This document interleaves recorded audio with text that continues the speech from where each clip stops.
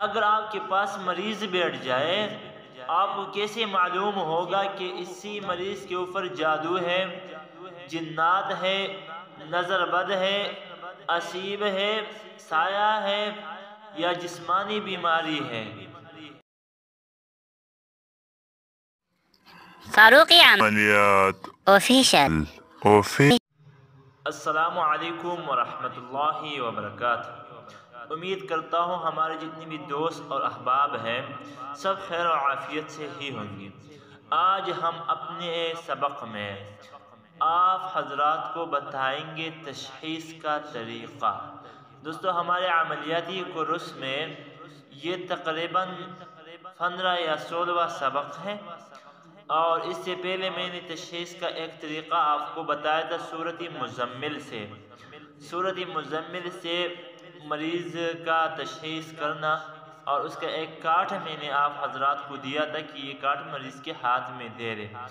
آج چونکہ ہم تشخیص پر بات کرتے ہیں، اور تشخیص کی میں نے آپ کو پہلے بھی بتایا تھا کہ عاملین کی مختلف طریقے ہیں، اور یہ بات بھی قابل غور ہے کہ اس عملیات کی دنیا میں استاذ کا تشخیص الگ ہوگا، شاگرد کا الگ ہوگا، ایک شاگرد کا الگ، دوسرے شاگرد کا الگ، یعنی مختلف طریقوں سے عاملین تشخیص کرتی ہے۔ صحیح؟ اور آپ کو میں نے بتایا بھی تھا تشخیص جنات سے بھی کرتے ہیں، بعض عاملین موکلات سے بھی کرتے ہیں۔ صحیح؟ تشخیص قلبی، نام وغیرہ کے اعداد نکال کے تشخیص کرتے ہیں، تشخیص تجربی سے بھی کرتے ہیں، ناف سے بھی کرتے ہیں، وغیرہ مختلف طریقے ہیں تشخیص کی۔ لیکن آج جو ہم آپ حضرات کو جو طریقہ بتاتے ہیں وہ ہے نقش سے۔ سورۃ مزمل سے میں نے طریقہ بتایا تھا کارڈ سے تھا، یعنی مریض کے ہاتھ میں کارڈ دینا ہے، کارڈ بنا کے مضبوط کارڈ وہ دینا ہے۔ آج کے درس میں، آج کے سبق میں آپ حضرات کو بتا دوں گا کہ اگر آپ کے پاس مریض بیٹھ جائے، آپ کو کیسے معلوم ہوگا کہ اسی مریض کے اوپر جادو ہے، جنات ہے، نظر بد ہے، اسیب ہے، سایہ ہے یا جسمانی بیماری ہے؟ اسی پر میں آپ کو ایک نقش دیتا ہوں، اور وہ نقش ہے قرآن مجید کی ایک آیات کی۔ تشخیص عملیات میں ایک اہم حصہ ہے، اور تشخیص میں یہ معلومات لینی ہے جو آپ کے علم میں نہ ہو۔ تو یہ کوئی علم عیب نہیں ہے کہ آپ ان کو بتاتے ہیں آپ کو یہ مسئلہ ہے، بلکہ آپ ایک سبب اختیار کریں گے، باقی اللہ تعالیٰ خود اس کے جسم میں وہ اثرات لائے گا جو آپ کو معلوم کرنا ہو۔ اور علم عیب حادثہ صرف اللہ تعالیٰ کا ہے، اللہ نے اپنے محبوب محمد مصطفیٰ صلی اللہ علیہ وسلم کو بھی نہیں دیا۔ صحیح؟ یہ صرف اور صرف اللہ تعالیٰ کو خاص ہے عیب کے علم، کسی کو دیا نہیں ہے۔ اور قرآن کی یہ آیات بھی اسی پر ہے۔ سبحانک لا علم لنا الا ما علمتنا انک انت العلیم الحکیم۔ اور یہ جملہ فرشتوں کا ہے جو اللہ تعالیٰ سے بات کرتا تھا آدم علیہ السلام کی پیدائش پر، تو یہ ایک مکالمہ تھا اللہ تعالیٰ اور فرشتوں کے درمیان، یہ فرشتوں کی کچھ الفاظ ہیں۔ اور رب العالمین نے اپنی کتاب قرآن مجید میں اس کو نبی کریم صلی اللہ علیہ وسلم کے اوپر نازل کیا۔ یہ بہترین آیات ہے تشخیص میں، اور زیادہ بہترین اس نسبت سے بھی ہے کہ یہ تشخیص اور استخارہ دونوں آپ کر سکتے ہیں، یعنی سامنے مریض کو بیٹھا کے یہ بھی معلومات لے سکتے ہیں کہ ان کے اوپر کیا ہے، یا اس نقش کو آپ تکیہ کے نیچے رکھیں اور خواب میں آپ بھی معلومات لے سکتے ہیں۔ اس آیات سے آپ اعداد نکالیں گے تو اس کے ٹوٹل اعداد آئے گا 1868۔ پھر اس سے آپ مربع چال بنائیں گے، اتشی چال، مربع میں اتشی چال بنائیں گے، میں نے بنا کے رکھا ہے، آپ دیکھ لیں۔ صحیح۔ اس نقش کو آپ بنانے کے بعد اس کے سیٹوں پر مریض کی ماں کے نام اور پھر اس کی تاریخ پیدائش، اگر یاد نہ ہو کسی کو تاریخ پیدائش تو اندازے سے لگا لیں۔ صحیح۔ اب اس قرآن مجید کی جو آیات مبارکہ ہے اس میں اللہ نے بہت کمالات رکھا ہے، اس لیے کہ اس میں اللہ تعالیٰ کی ایک صفت بیان ہوا ہے، اور وہ صفت بھی فرشتوں کے زبان سے۔ تو اگر کوئی بھی بندہ عام انسان کی صفت بیان کر لے تو وہ جملہ ان انسان کو کیسے اچھا لگے گا کہ یار فلاں نے میرا صفت انہی الفاظ میں کیا ہے، کتنا ان کو خواب لگے گا کہ یار اسی صفت میرا بیان۔ جب رب العالمین کی صفت اور وہ بھی نورانی مخلوقات فرشتہ کر لے تو اس نسبت سے اس آیات میں بہت کمالات ہے، بہت زیادہ کمالات اس آیات میں اللہ نے رکھا ہے۔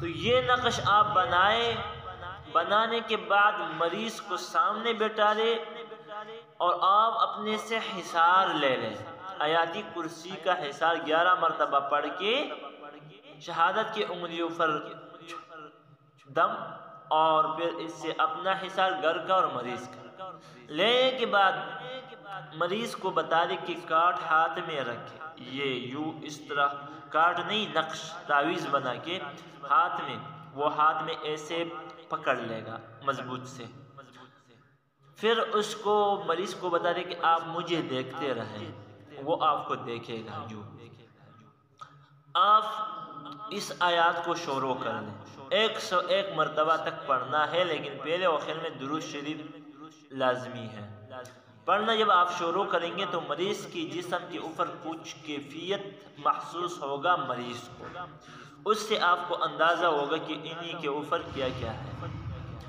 اگر مریض آپ کو غور دیکھتا ہو اور آنکھیں نکال کے اور کیفیت تبدیل ہو گیا ہو اور دل پر بوجھ، دماغ پر بوجھ اور کندھے بھاری ہو گیا ہو تو انہی کے اوپر جنات ہیں، پھر آپ حاضر کر کے ان سے بات ہم کلام کر لیں، پوچھ لیں جو جنات ہو۔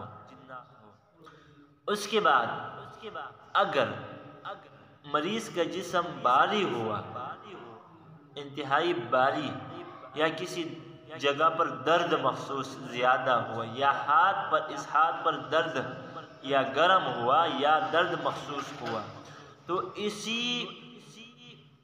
مریض پر اس مریض پر جادو کا مسئلہ ہے۔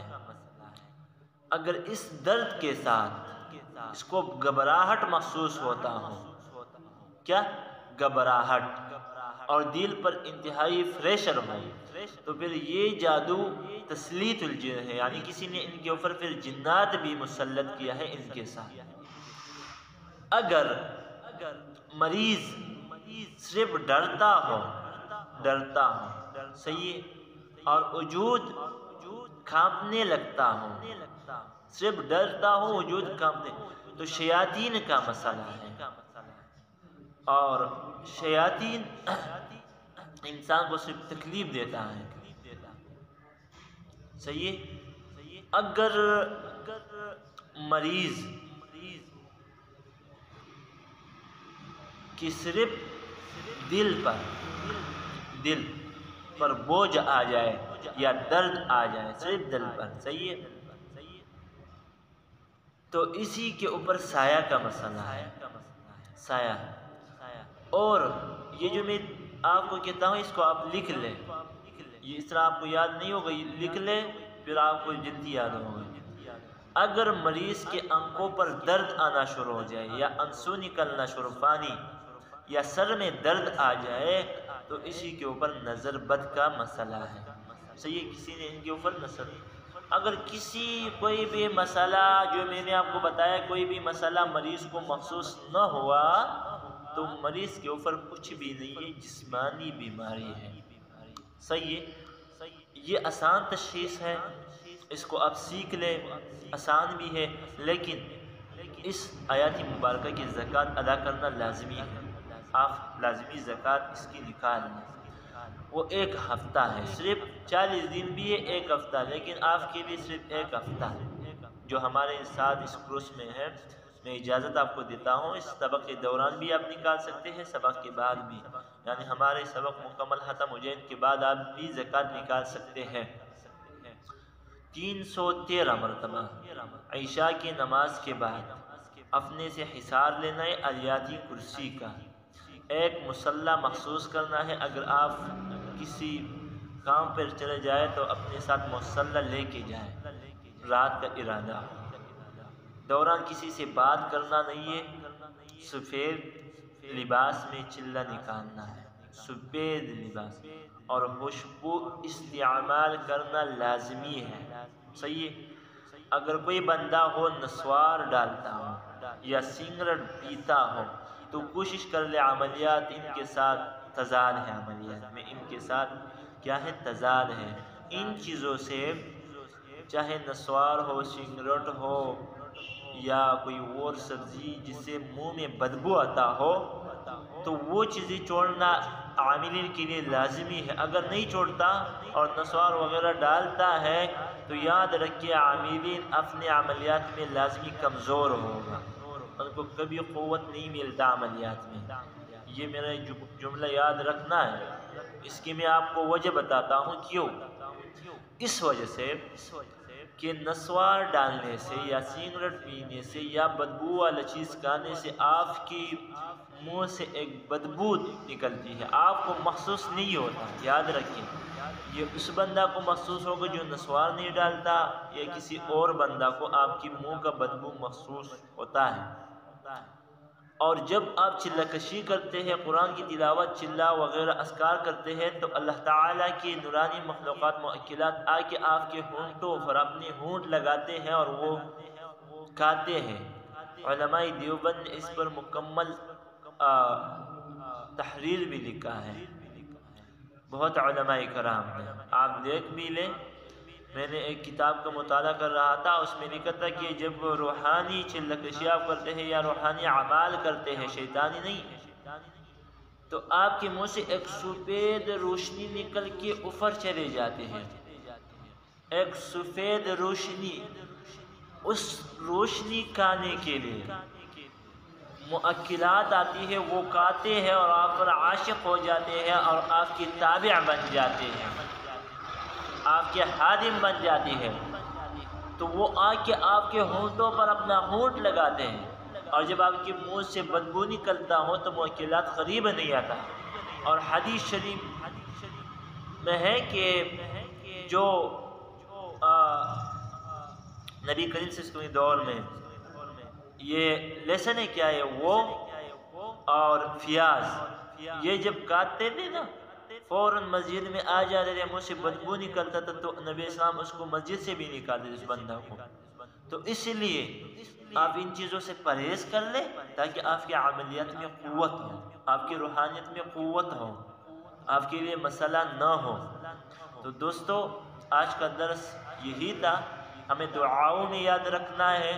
جو حضرت پہلے ہمارے ویڈیو دیکھتے ہیں تو لازمی ہے، اسکرین پر میرا نمبر موجود ہے، ہم سے رابطہ کر لیں، اور انشاءاللہ ہم آپ کو اپنے درسوں میں بھی شامل کر دیں گے۔ تو ہمارے ساتھ رہے، انشاءاللہ پھر ملاقات ہوگی اگلے درس میں۔ والسلام۔